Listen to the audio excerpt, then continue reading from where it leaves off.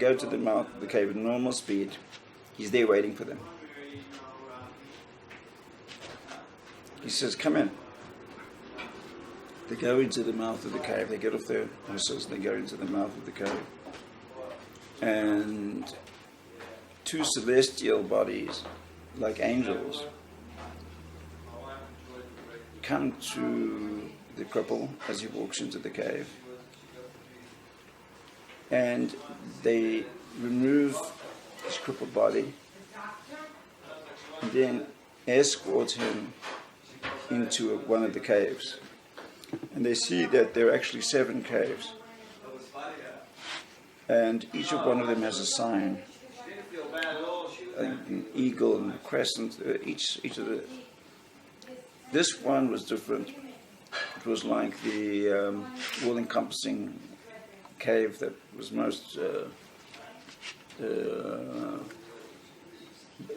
beckoning, and that's where he was. That's where he was taken, and they were asked to take their place at the back of the hall, sit down.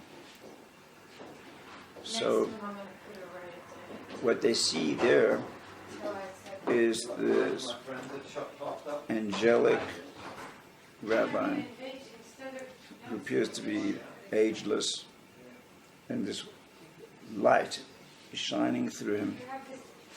And there are hundreds of students, all of them are great learned scholars.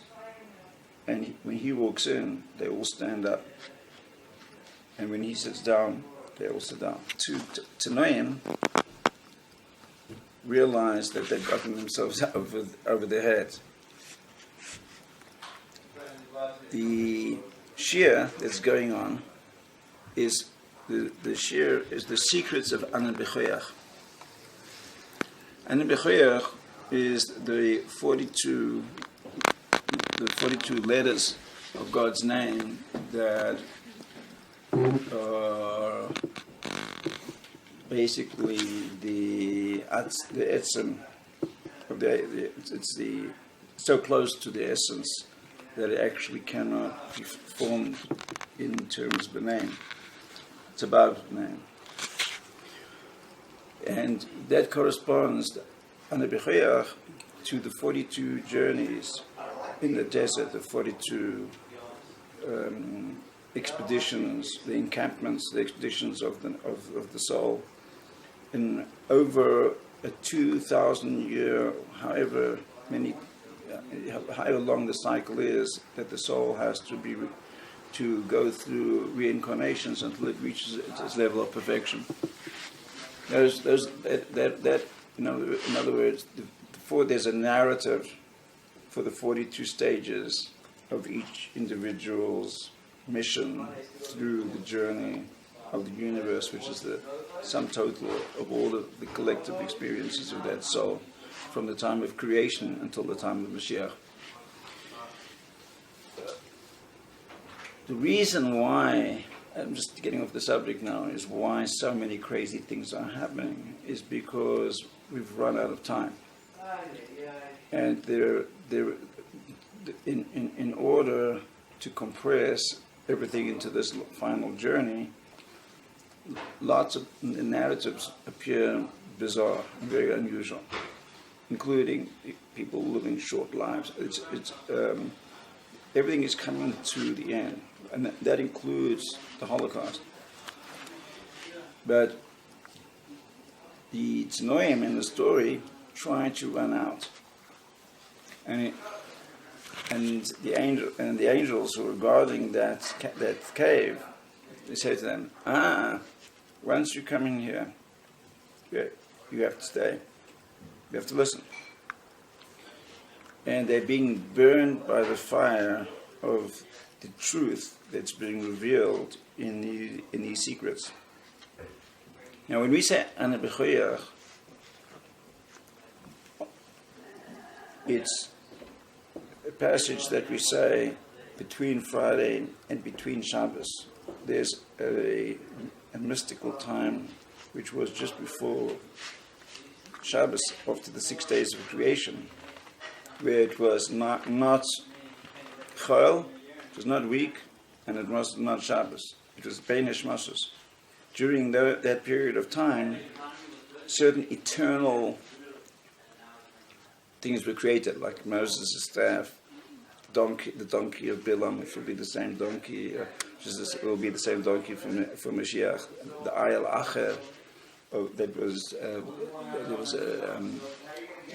the calf that shows up at various points in the story of Tanakh. I think it first shows up and it shows Abraham.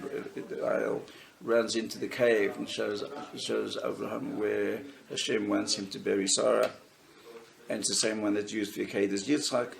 So the idea of the Hevel Habalim, of the Ana B'choyach, that is something that we say between the 6 days of the 6th day and the 7th day, and it's 7 psukim with 6 letters. That's 42.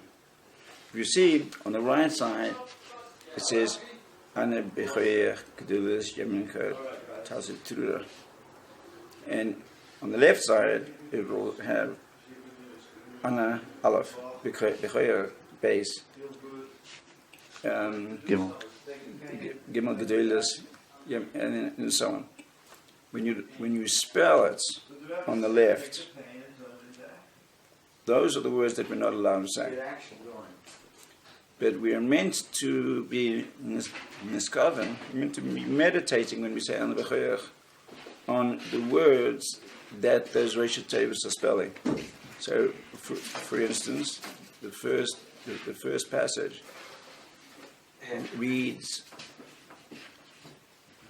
Aleph base, which is Shem Av, Gimel, which is the Gimel Kedas Tzimeas, Yitatz, will be ripped up.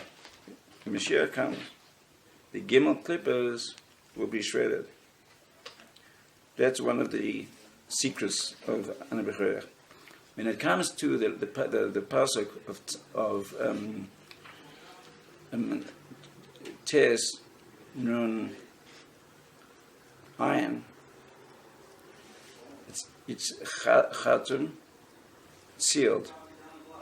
Kates boy. It has the Kates in it. What is the Kates? Ta'amun, Tidden, Nister Ayin. The secret of the letter Ayin.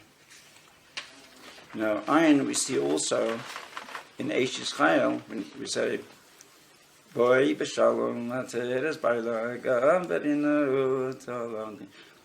That is, Boy b'shalom ateres b'ayla, the crowning. The crowning is what we do by elevating the sparks of the Shekhinah, by elevating the godly sparks in exile, is that we crown the king, as we return his creation to him to be through a process of elevation. And all of the mitzvahs, the whole entire morality and all the mitzvahs are really in order to allow us to elevate those sparks. Now, when it says Taman is the iron, where do we see iron? It says, the idea of Kran, Ateres Baila, is now that we are now in the decade of iron. We're in Tovshin, iron. Hey. So, between Tovshin, iron, and Tovshin Pei, this decade is the decade of Mashiach.